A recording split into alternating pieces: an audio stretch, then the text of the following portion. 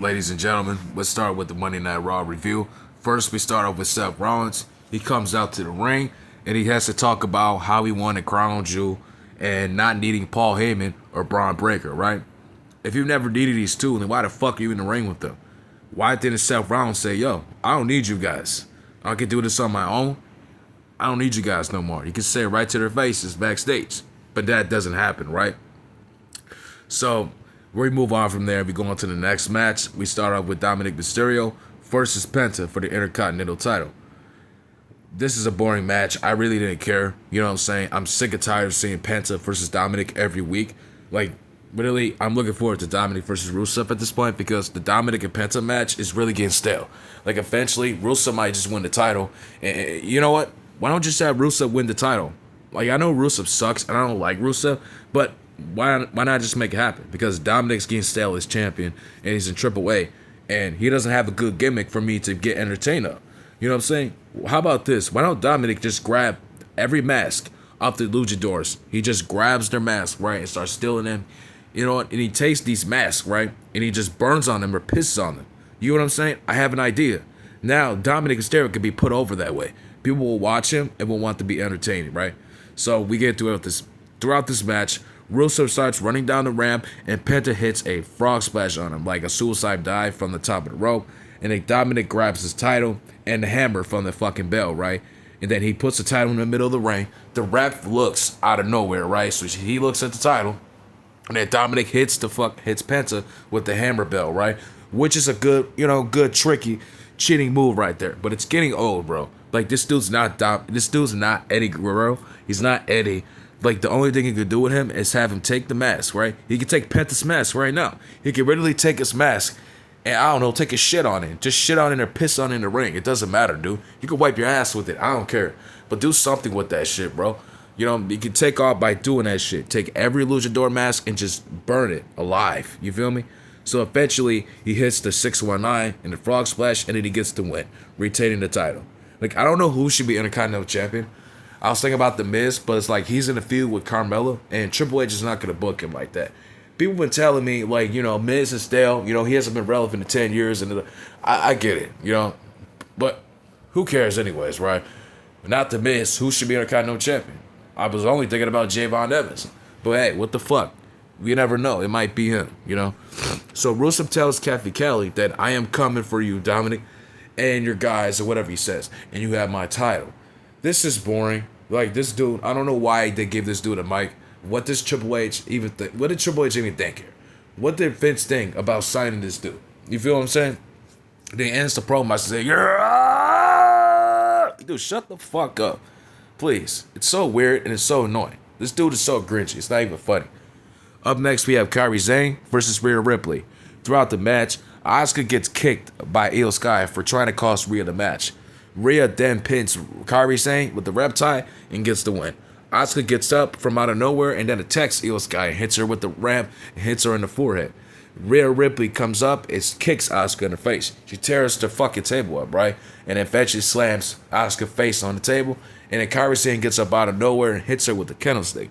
Asuka then hits her with a DDT on the announce table. This is fucking crazy.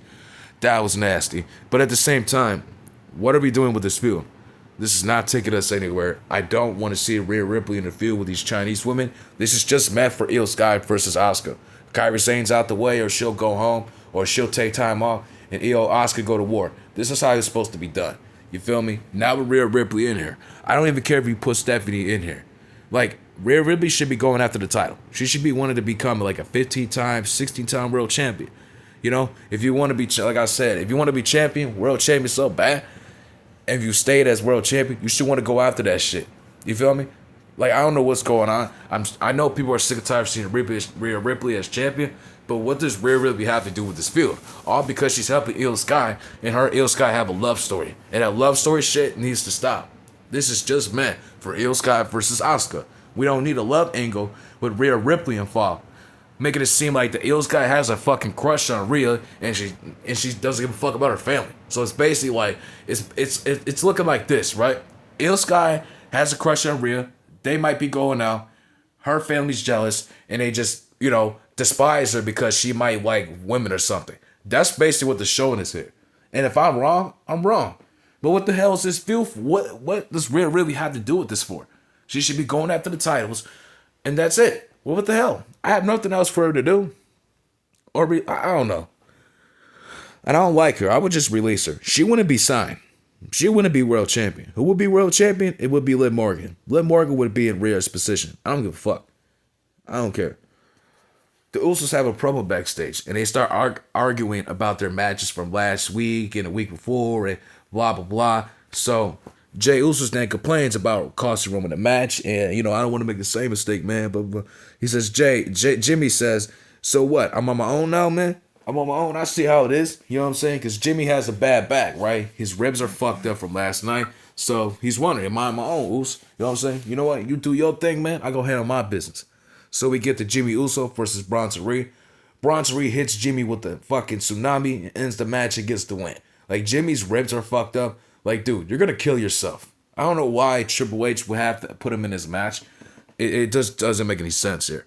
You feel what I'm saying? He's just burying Jimmy at this point. You know what I'm saying? So it's like Jimmy wants to be black so bad. And, black wrestlers are buried and they're not getting pushed. So Triple H said, you want to be black? I'm just going to put you out there in that fucking fucked up ass bag of ribs you got. And I'm going to teach you what it's like to be a fucking nigger. That's what Triple H is telling him. And I don't want Triple H to think like that. That's not cool. That's unacceptable. You feel me? So Braun Breaker gets into the match, into the ring and hits a spear on Jimmy. Jey Uso comes out right on time because Braun Breaker was going to kill Jimmy and put him through the fucking apron. You feel me? So Jimmy comes out and saves Jimmy Uso. Jay's like, I told you needed help. I told you needed help, bro. You know what I'm saying? He's like, dude, get help from your brother. Just get some help and call it a day. What the fuck? It's your brother. You know what I'm saying? At the end of the day, you guys are a tag team. So it's like, what the fuck? You know what I'm saying? Come on now. Up next, we get Lyra Vaquero and Bayley versus Roxanne Perez and Raquel Rodriguez. I don't care about this match. Like, this whole Bayley mental gimmick thing is really getting stale at this point. Like, there's nothing for Bayley to do at this point besides just retiring. I'm sorry to say it, but there's nothing for her to do. I don't care about this match. I don't give a fuck about Lyra and Bayley and their feud. It's really getting stale.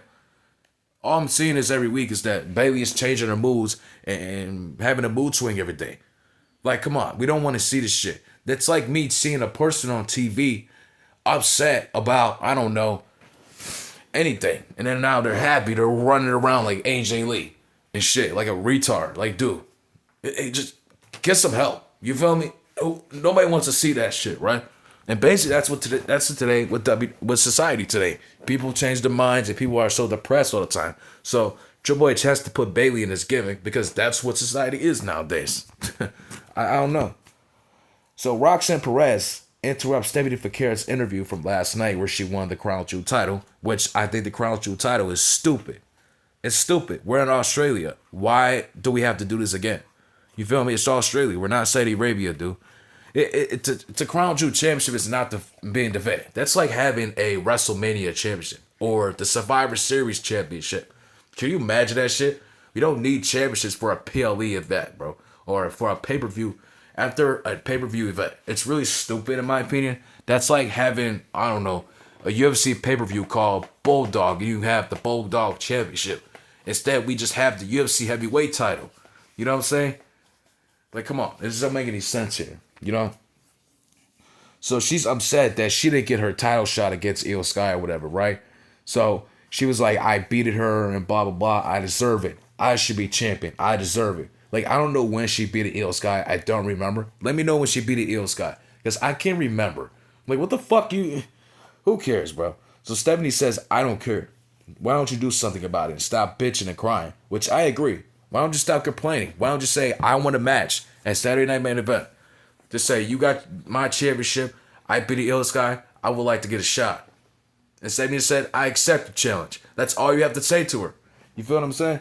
So they're probably gonna do Roxanne versus fucking Stephanie at Saturday Night Main Event.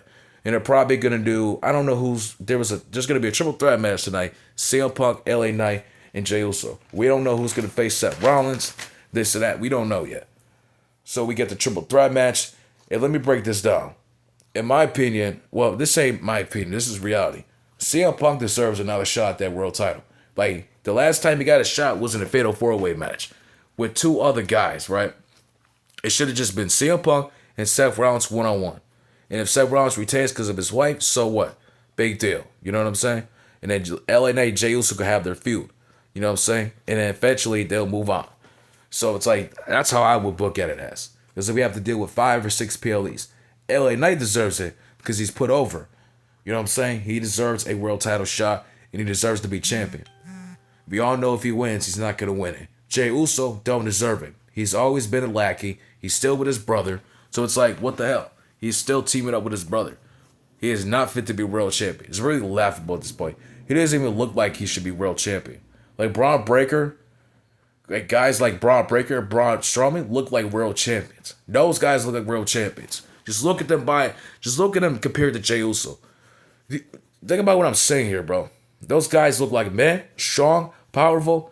Even though Braun Breaker is small, but still, the dude is legit as what a wrestler is supposed to be.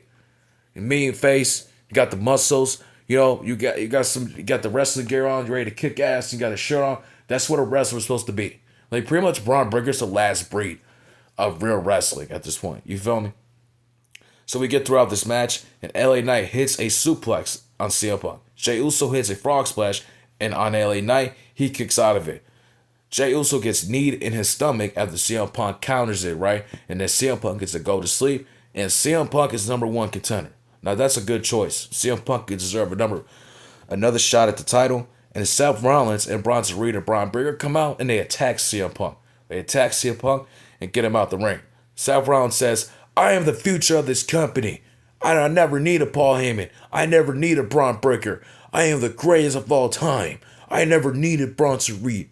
And eventually Braun Breaker hits a spear. And now everybody's surprised and everybody's shocked. We all knew this was going to happen. We all knew next year that Braun Breaker was going to turn on Seth, so Braun Breaker could be world champion. You feel what I'm saying? We all knew this was going to happen, and Paul Heyman always turns on everybody. Paul Heyman is known for turning on everybody. So Paul Heyman is a slimy snake at the end of the day. You feel me? Here's the problem, right? If Seth Rollins never needed Paul Heyman, then why the fuck did he team up with him after WrestleMania? Why did he get Braun Breaker here? Why did he hug and grab Braun Breaker's face after WrestleMania? He could have easily just, I don't know, bro. I don't know what the hell to say. In my opinion, Seth should have said, I never needed you guys. You guys get out of my way. And make it clear and simple. And today's my last time saying it. I'm not going to say it again. You feel me? Like, I don't know. This group was a waste of time. And eventually, Braun Breaker's going to be world champion. And a lot of people saying he shouldn't be world champion. Let's see how shit happens. In my personal opinion, now we found out that Seth Rollins is injured because he hurt his left shoulder after a fucking crossroads. Like, dude, are you fucking kidding me? Are you fucking kidding me? Now the world championship is in a vacant position, and we don't know who's gonna be champion. Like, dude, why don't you get better in the ring and take care of yourself better? If you're gonna have these injuries, you should have dropped the title at fucking WrestlePalooza. You feel me? But no, they don't want to go with that because they're so stupid. They can't come up with good ideas. You can't just drop the title to CM Punk at WrestlePalooza and AJ Lee can win the Women's Intercontinental Championship. But who cares, right? Nobody gives a fuck. At this point, like, I think the world title is going to be in like a naked fatal 4-way match. We're probably going to have CM Punk, LA Knight, and fucking Jey Uso.